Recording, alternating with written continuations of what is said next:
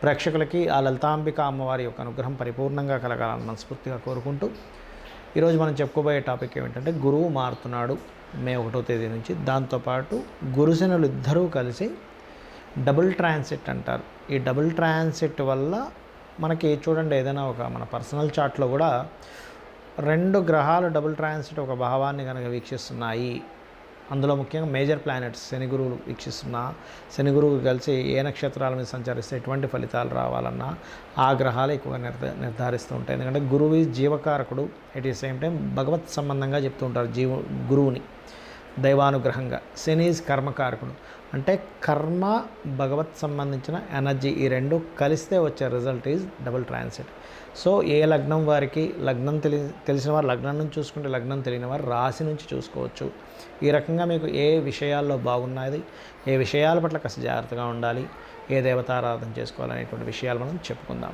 మీన లగ్నము, మీనరాశి. మీనం వారికి కనుక చూసుకున్నట్లయితే మీకున్నటువంటి గ్రహస్థితి రీత్యా మీకు ఈ డబుల్ ట్రాన్సిట్ అనేటువంటి ఎటువంటి వాటి మీద చూపిస్తుంది ప్రభావము అని చెప్పి చూసుకున్నట్లయితే, ఇక్కడ ఉన్నత విద్యా సంబంధించినటువంటి విషయంలో చాలా అనుకూలతనిస్తుంది.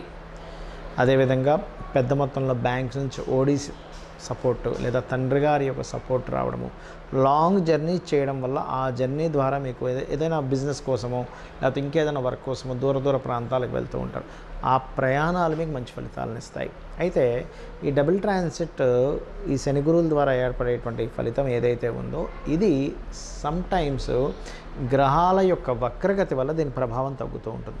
అలాంటి సమయంలో ఈ శని గురువులకి ఏ మంత్స్లో మీరు దీపారాధన చేస్తే ఈ ప్రభావం పరిపూర్ణంగా వస్తుంది, నెగిటివ్ ఎఫెక్ట్ అనేది రాకుండా పాజిటివ్ ఎఫెక్ట్ పరిపూర్ణంగా వస్తుంది అంటే జూన్ మాసం నుంచి అక్టోబర్ మిడిల్ వరకు శని భగవానుడు వక్రిస్తాడు. ఆ సమయంలో మీరు ఆ నవగ్రహాల్లో శని భగవానుడి దగ్గర నువ్వుల నూనెతో దీపారాధన చేయండి. అదేవిధంగా గురుగ్రహము పర్టికులర్గా సెప్టెంబర్ నుంచి జనవరి మిడిల్ వరకు వక్రిస్తున్నాడు కాబట్టి ఆ సమయంలో నేతితో, ఆవు నెయ్యితో దీపారాధన చేయండి. గోవు దగ్గర ఆవు నెయ్యి దొరకని వారు నూనెతో కూడా చేయొచ్చు, అందులో ఎటువంటి ఇబ్బంది లేదు. పల్లి నూనెతో కూడా చేయొచ్చు, లేదా కామన్గా మీకు లభించిన నూనెతో కూడా హ్యాపీగా చేసుకోవచ్చు. ఇది చేసినట్లయితే ఈ వక్రగతిలో ఉన్నప్పుడే ఎఫెక్ట్ ఏదైతే ఉందో మీకు పాజిటివ్గా రావడం జరుగుతుంది. అయితే మీ కుటుంబ సభ్యులకి ఎటువంటి ఫలితాలు ఇస్తుంది అని చెప్పి చూసుకున్నట్లయితే, మీ కుటుంబ సభ్యులకి ఏదైనా ఇన్సూరెన్సెస్ మూలంగా లాభాలు కలగడము, మీ తోబుట్టువులకి ఎవరికైనా మీరు వివాహం కోసం ప్రయత్నాలు చేస్తున్నామండి అవ్వట్లేదు అని చాలామంది చెప్తుంటారు.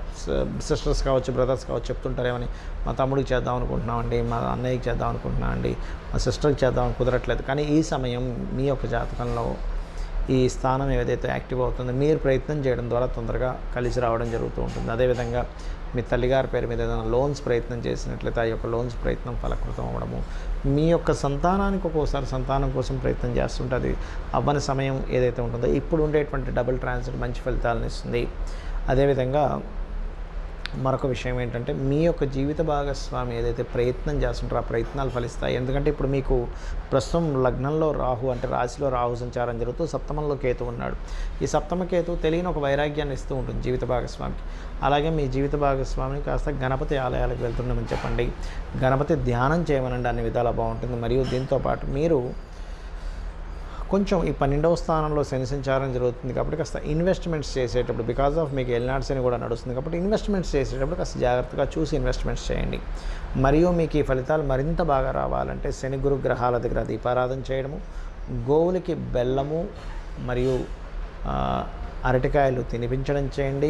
మరియు మరొక విషయం ఏంటంటే, మీకు మహాదశ అంతర్దశ మీ జన్మజాతకంలో ఏం నడుస్తుందో తెలుసుకొని ఆ మహాదశ అంతర్దశ నాదుడికి దీపారాధన చేయండి. ఖచ్చితంగా మీకు రావాల్సిన పరిపూర్ణమైనటువంటి ఫలితం వస్తుంది. దీంతోపాటు 9వ స్థానం చక్కగా యాక్టివేషన్ ఉంది కాబట్టి దత్తాత్రేయుడి యొక్క చరిత్ర చదవడము, జయ గురుదత్త, శ్రీ గురుదత్త అనుకున్నట్లయితే మీకు కోర్టు కేసెస్లో ఏవైతే మీరు కోర్టు సంబంధంగా ఇబ్బంది పడుతున్నటువంటివి కూడా మీకు ఆ ప్రాబ్లమ్స్ అన్నీ తొలగిపోయి అమ్మవారి అనుగ్రహంతో మీరు చాలా చక్కటి ఫలితాలు మీరు పొందుతారు.